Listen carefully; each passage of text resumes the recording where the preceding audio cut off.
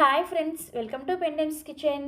ఈరోజు వీడియోలో ఇడ్లీ అంటే ఇష్టం లేని వాళ్ళు కూడా ప్లేట్లు లాగించే విధంగా చట్నీని ఎలా ప్రిపేర్ చేసుకోవచ్చో చూపించబోతున్నాను. ఇలా గనక చట్నీ ప్రిపేర్ చేసి పెట్టారనుకోండి, ఖచ్చితంగా ఇడ్లీ అంటే ఇష్టం లేని వాళ్ళు కూడా కమ్మగా తినేస్తారు, అంత రుచిగా ఉంటుంది.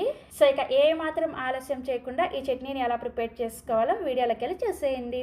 ఈ చట్నీని ప్రిపేర్ చేసుకోవడం కోసం స్టవ్ ఆన్ చేసి ఇలా ఒక ప్యాన్ పెట్టుకొని ఇందులోకి 1 కప్పు పల్లీలను వేసుకోండి. ఈ పల్లీలని లో ఫ్లేమ్లోనే కలుపుకుంటూ ఒక 5-6 నిమిషాల పాటు పల్లీల పైన పొట్టు లైట్గా రంగు మారేంత వరకు వేయించుకోవాలి. మీరు పల్లీలని దగ్గరే ఉండి ఎంత జాగ్రత్తగా వేయించుకుంటారో మీకు చట్నీ అనేది అంత రుచిగా వస్తుంది అనమాట. చూసారు కదా, పల్లీలు ఇలా చక్కగా వేగి పల్లీల పైన పొట్టు లైట్గా రంగు మారేటప్పుడు ఒక ప్లేట్లోకి తీసుకొని రెడీగా పక్కన పెట్టేసుకోండి. నెక్స్ట్ ఇప్పుడు ఇదే ప్యాన్లోకి 3 నుంచి 4 వరకు పచ్చిమిర్చిని వేసుకోండి. ఫస్ట్ నూనె ఏమి వేసుకోవద్దు. ఈ పచ్చిమిర్చిని వేసుకున్న తర్వాత పచ్చిమిర్చిలో చెమ్మ కొంచెం పోయేంత వరకు వేయించుకోండి. ఇలా వేయించుకున్న తర్వాత ఇప్పుడు ఇందులోకి 1 టీ స్పూన్ దాకా నూనెను వేసుకొని ఒక మీడియం సైజులో ఉండే ఉల్లిపాయని ఇలా పొడవుగా ముక్కలుగా కట్ చేసుకొని వేసుకోండి. అలాగే ఒక రెమ్మ కరివేపాకుని, గుప్పెడి కొత్తిమీరని కాడలతో సహా కట్ చేసుకొని వేసుకోవాలి. కొత్తిమీర ఖచ్చితంగా వేసుకుంటేనే మీకు చట్నీ రుచిగా ఉంటుంది, తప్పకుండా వేసుకోవాలి. ఇవన్నీ కూడా వేసుకున్న తర్వాత వీటిని లో టు మీడియం ఫ్లేమ్లోనే ఉల్లిపాయ ముక్కలు కొంచెం మెత్తబడేంత వరకు వేయించుకోవాలి. ఈ చట్నీ కోసం ఉల్లిపాయలు అస్సలు రంగు మారకూడదు, జస్ట్ మనకు మెత్తబడితే సరిపోతుంది. ఈ విధంగా మెత్తబడిన తర్వాత ఇప్పుడు ఇందులోకి కొద్దిగా చింతపండును వేసుకోండి. చింతపండును కూడా మరీ ఎక్కువగా వేసుకోకూడదు, జస్ట్ కొంచెం వేసుకుంటే సరిపోతుంది.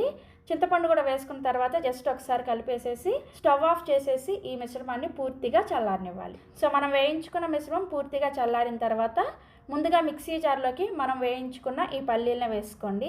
అదేవిధంగా మనం వేయించుకున్న ఉల్లిపాయ, పచ్చిమిర్చి, కొత్తిమీర ఇవన్నీ కూడా వేసేసుకొని రుచికి సరిపడా ఉప్పును కూడా వేసేసి అవసరమైన నీళ్ళని కొద్దిగా వేసుకుంటూ చట్నీని బాగా మెత్తగా గ్రైండ్ చేసుకోవాలి. చూసారు కదా, ఇలా బాగా మెత్తగా గ్రైండ్ చేసుకున్న ఈ చట్నీని ఒక గిన్నెలోకి తీసుకొని ఇదే మిక్సీ జార్లోకి కొద్దిగా నీళ్ళని కూడా వేసేసుకొని చట్నీని బాగా పల్చగా ప్రిపేర్ చేసుకోండి. మనం చట్నీని ఇడ్లీలోకి ప్రిపేర్ చేస్తున్నాం కాబట్టి పల్చగా ఉంటేనే చాలా రుచిగా ఉంటుంది. అదే దోశలోకి ప్రిపేర్ చేసుకుంటే కొంచెం గట్టిగా ప్రిపేర్ చేసుకోండి. ఇప్పుడు ఈ చట్నీకి తాలింపు కోసం తాలింపు గిన్నెలోకి 1 టీ స్పూన్ దాకా నూనె వేసుకొని వేడి చేసుకోండి. నూనె వేడైన తర్వాత 1/2 టీ స్పూన్ చొప్పున పోపు దినుసులను వేసుకోండి. మినపగుళ్ళు, పచ్చిశనగపప్పు, ఆవాలు, అలాగే జీలకర్ర. తర్వాత ఇందులోకి ఒక ఎండుమిర్చిని, కొద్దిగా కరివేపాకును కూడా వేసేసుకొని తాలింపుని చక్కగా లో ఫ్లేమ్లోనే వేయించేసుకొని ఈ తాలింపుని తీసుకొచ్చి మనం గ్రైండ్ చేసుకున్న ఈ చట్నీలో వేసుకొని కలుపుకోండి. అంతే, చాలా ఈజీ, చాలా రుచిగా ఉంటుంది. తప్పకుండా ట్రై చేయండి. ఇలా ప్రిపేర్ చేసుకున్న ఈ చట్నీని వేడి మెత్తటి ఇడ్లీతో సర్వ్ చేసుకోండి. ఇడ్లీ అంటే ఇష్టం లేని వాళ్ళు కూడా ఖచ్చితంగా 5-6 ఇడ్లీ లాగించకపోతే అప్పుడు నన్ను అడగండి. మీలో ఎవరికైనా మెత్తటి స్పాంజ్ లాంటి ఇడ్లీ రెసిపీ కావాలి అంటే ఈ వీడియో కింద డిస్క్రిప్షన్లో లింక్ ఇస్తాను, ఒకసారి చెక్ చేయండి. సో మీరు కూడా ఈ చట్నీ రెసిపీని ట్రై చేసిన తర్వాత మీ ఫీడ్బ్యాక్ని నాతో షేర్ చేసుకోండి. మరిన్ని ఎమ్మీ అండ్ టేస్టీ రెసిపీస్ కోసం వెంటనే మన పెండెమ్స్ కిచెన్ని సబ్స్క్రైబ్ చేసేసుకోండి. Thank you.